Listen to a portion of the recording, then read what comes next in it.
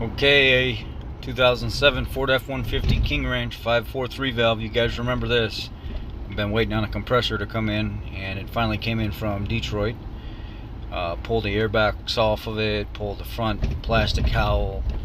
I'm gonna have to work on pulling the radiator shroud and stuff out of it. So I've seen some guys do it without pulling the shroud out of it, but I want to pull it out of there because I want room to work, and just makes for a cleaner job. I had to hit that right there with the air hammer because the tool would knock it loose. The air hammer knocked it loose right away.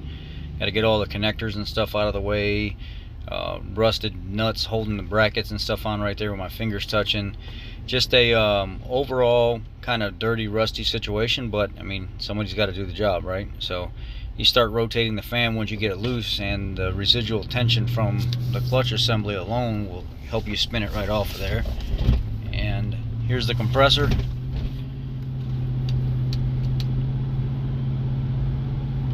AL1Z 19703 Bravo.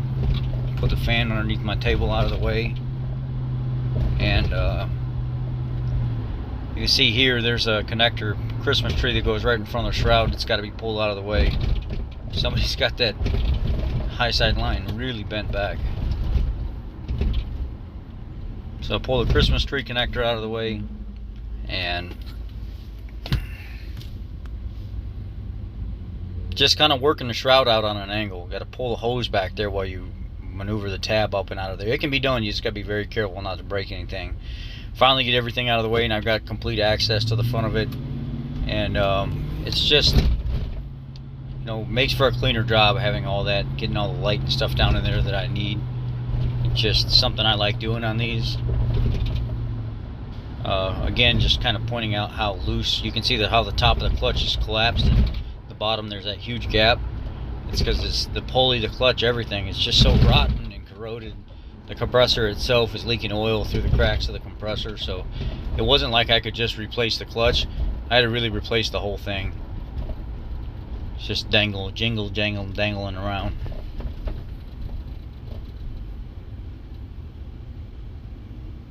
You see how oily everything is. These bolts were extremely hard to get out of here. Like most of the 543 valves, the 542 valves, the 46 2 valves, they're just really rotten inside that. It's like the main head, right underneath the head, that first portion of the body is where all the corrosion builds up, and it makes it almost impossible to get them out of there sometimes. I ended up doing like a little trick where I use a little bit of an air hammer and some heat at the same time, and just pointing at where the bolt locations are. There's 2 on the bottom, and there's 1 on the top, and they have dowels that line up inside the block.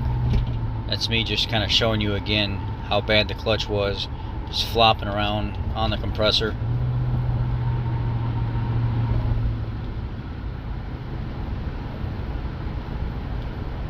Yeah, this motor is extremely rusty. It's got a lot of corrosion and a lot of rust buildup and stuff all over it, just like most of these 543 valves up here in the rust belt. I'm trying to point at that top bolt so you guys can see, but it's kind of hard for me to get the camera over in there so you can see where it's at. There it is, right there. It's right by that front side AC line, just off the side of it. Unplugging all the electrical connectors, making sure I get them out of the way. Pulling the harness up and over and kind of draping it over towards the water pump, making sure it's above the belt tensioner pulley, so when I do my work or any kind of heating, I don't get the harness wet, or I don't melt the harness at all. And when something's really this oily, there's 2 options. You either clean it off ahead of time, or you heat it up and you just be very careful what you're doing. I chose to just be very careful with what I was doing. That bolt there, I'm going to take an air hammer, I'm going to ping the head of it. You got to be careful, sometimes it'll mushroom the head of the bolt, but in this particular situation I was careful enough not to do that, where I was able to still get a 10mm wrench on it and spin it out of there.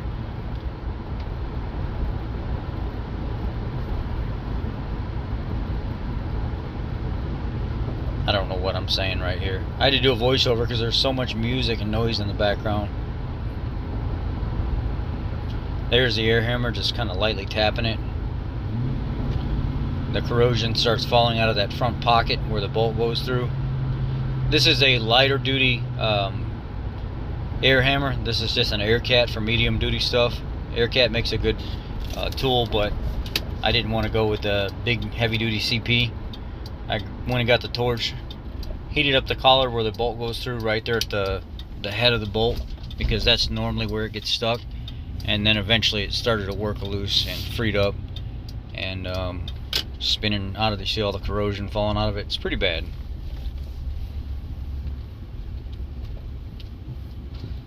We're gonna go ahead and work it, you know, get the other ones, all of them, even the one with all the oil all over it, still had to be done the same way. There's a lot of corrosion buildup. That oil that was all over it really didn't help loosen anything up. I thought it would, but it didn't. Now I go ahead and pull the compressor out of there and unbolt the AC lines from the compressor while it's out. I don't do it while it's in the pocket. I pull it out and then unbolt everything. If you look back at my live stream, you can actually see how I got it all out of there by pulling the compressor forward. That's a separate video. And then here's your seals and gaskets for it. These are the seals that go in between the AC lines and the compressor himself. 9W7Z 19 Bravo 596 Apple, and then the other one is same area for the part number. I have no idea what I'm saying here. Probably just going to show you a comparison, I think, between the new compressor and the old compressor, how the clutch is. Oh, here I'm pointing out that you got to put that top single bolt in before you slide the compressor back into the hole, or else you won't be able to feed it in. It's got to go in first, then put the compressor in, and then line up the dowels and start your bolts. And here I wanted to get a thumbnail for it, so I'm trying to use one hand and put these next to each other so you guys can see how the clutch is just destroyed on that old one. There's nothing left, or there's like the full grommet and everything, the rubber spacer. Alright, compressor's back in, everything's bolted down. The bolts are completely anti-seize from one end to the other. I made sure I put extra anti-seize in that area where it gets froze in the pocket of the pass-through in the compressor. Belt's back on, shroud and everything's back on. I'm in a vacuum right now. I've been evacuating it for, well, I think about 20-25 minutes here. I pointed out at those connections that need to go back together, and then there's a couple 8mm right here on the shroud that got to go back in to keep the shroud where it goes. And then there's some alignment tabs at the bottom of the shroud that it has to slide in, or else it'll flop around. Yeah, I'm here, I'm in a vacuum. I've been in a vacuum for probably a good 20 minutes with no leak. So I verified that my connections and stuff are good. And I'm looking at the shroud right there. It says like 1.05 kilograms or 37 ounces is what it comes out to. Or I think it comes 2.31 pounds, 1.05 kilograms, or 37 ounces is what the system takes. So we're gonna go start charging it while we're finishing tightening the rest of the bolts and stuff up that we have loose, and put an ounce of oil in it, because I spilled about a little bit of an ounce, just a little, right at about an ounce is what it was, just a very small amount. Whenever I went to go put the compressor up in the bottom of the truck, I turned it a little too far sideways and a little splash came out, and I was like, oh, looks like about an ounce. So we're gonna put an ounce in it, and then we're gonna switch this over to, I gotta go re-verify one more time what the numbers were saying right there on the cowl.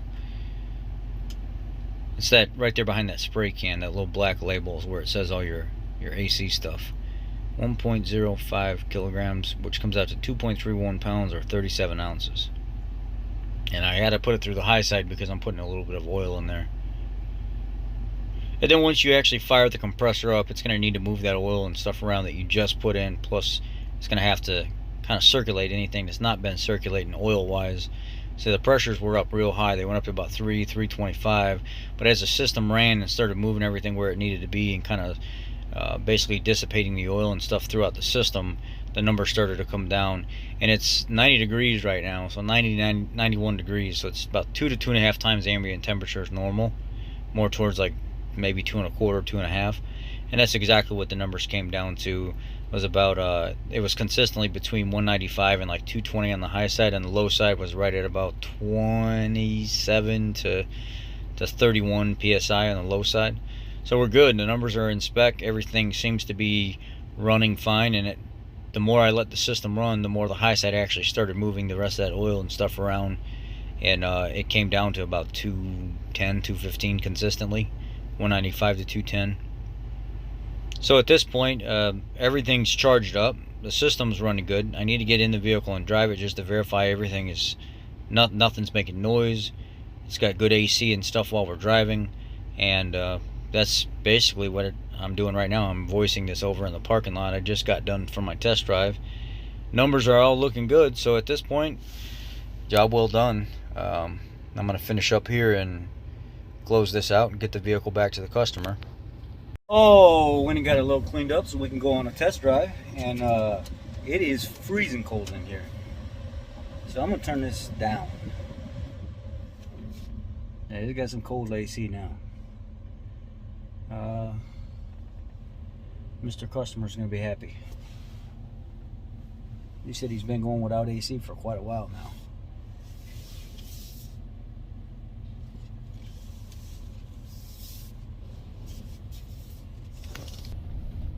Brr, super cold. I think this gentleman's going to be very, very happy.